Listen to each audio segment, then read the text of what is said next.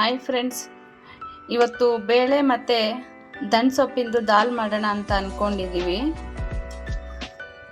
ಅದಕ್ಕೆ ತೊಗರಿ ಬೇಳೆನ ತೊಳೆದು ಎತ್ತಿಟ್ಟಿದ್ದೀನಿ. ತೊಗರಿಬೇಳೆ ಮತ್ತು ಮೈಸೂರು ಬೇಳೆನ. ಅದಕ್ಕೆ ಟೊಮೊಟೊ 1-2 ರಿಂದ 3 ಹಸಿರುಮೆಣಸಿನ್ಕಾಯಿ ಹಾಕ್ತಾಯಿದ್ದೀನಿ. ಸ್ವಲ್ಪ ಅರಿಶಿನ ಸೇರಿಸಿದ್ದೀನಿ, ಸ್ವಲ್ಪ ಉಪ್ಪು, ಸ್ವಲ್ಪ ತುಪ್ಪ, 1 ಸ್ಪೂನಷ್ಟು ತುಪ್ಪ ಹಾಕೋತಾ ಇದ್ದೀನಿ. 2 ಗ್ಲಾಸ್ ನೀರು ಸೇರಿಸಿದ್ದೀನಿ. ಈಗ 2 ರಿಂದ 3 ವಿಸಿಲ್ ಕೂಗಿಸ್ಕೊಳ್ಳೋಣ. ಇದನ್ನು ಆಗಲೇ ಏನು ಬೇಯಿಸಿ ಇಟ್ಕೊಂಡಿದ್ವಲ್ಲ ಬೇಳೆ, ಟೊಮೊಟೊ, ಹಸಿರುಮೆಣಸಿನ್ಕಾಯಿ ಇದೆಯಲ್ಲ, ಅದನ್ನು ಸ್ಮ್ಯಾಶ್ ಮಾಡಿ ತೆಗೆದು ಪಕ್ಕದಲ್ಲಿ ಇಟ್ಟಿದ್ದೀನಿ. ಬೇಕಾಗಿರೋ ಇಂಗ್ರೀಡಿಯೆಂಟ್ಸು: ದಂಟಿನ ಸೊಪ್ಪನ್ನು ತೊಳೆದು ಕಟ್ ಮಾಡಿ ತೆಗೆದಿಟ್ಟಿದ್ದೀನಿ, ಮತ್ತು ಟೊಮೊಟೊ, ಜಜ್ಜಿದ್ದು 3 ರಿಂದ 4 ಎಸ್ಲು ಬೆಳ್ಳುಳ್ಳಿ, ಈರುಳ್ಳಿ ತೆಗೆದಿಟ್ಟಿದ್ದೀನಿ. ಪಾತ್ರೆ ತೊಗೊಂಡಿದ್ದೀನಿ, ಅದರಲ್ಲಿ 2 ರಿಂದ 3 ಟೇಬಲ್ ಸ್ಪೂನಷ್ಟು ಎಣ್ಣೆ ಹಾಕಿಟ್ಟಿದ್ದೀನಿ.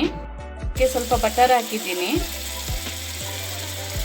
ಬಟರ್ ಹಾಕಿದ್ಮೇಲೆ ಸಾಸಿವೆ ಮತ್ತು ಜೀರಿಗೆ ಹಾಕ್ತಾಯಿದ್ದೀನಿ.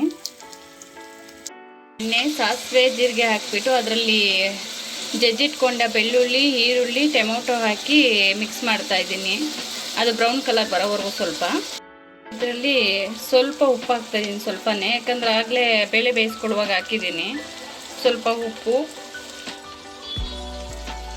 1 ಟೇಬಲ್ ಸ್ಪೂನಷ್ಟು ಖಾರದ ಪುಡಿ ಹಾಕ್ತಾಯಿದ್ದೀನಿ, ಮತ್ತು ಸ್ವಲ್ಪ ಧನಿಯಾ ಪುಡಿ 1 ಸ್ಪೂನಷ್ಟು. ಇದನ್ನ ಈಗ ಚೆನ್ನಾಗಿ ಮಿಕ್ಸ್ ಮಾಡ್ಕೊಳ್ಳೋಣ. ಈಗ ಇದರಲ್ಲಿ ಅದನ್ನೆಲ್ಲ ಚೆನ್ನಾಗಿ ಮಿಕ್ಸ್ ಮಾಡ್ಕೊಂಡ್ಮೇಲೆ ಈಗ ಅದರೊಳಗಡೆಗೇ ದಂಟಿನ ಸೊಪ್ಪೇನು ತೊಳೆದು ಕಟ್ ಮಾಡಿ ಇಟ್ಕೊಂಡಿದ್ವಲ್ಲ ಅದನ್ನು ಹಾಕ್ತಾಯಿದ್ದೀನಿ.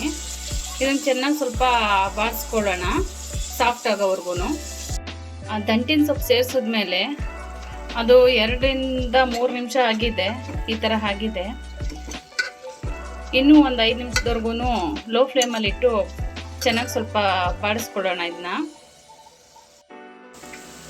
ಈಗ ಚೆನ್ನಾಗಿ ಸ್ವಲ್ಪ ಸಾಫ್ಟಾಗಿ ಫ್ರೈ ಆಗಿದೆ ಇದು.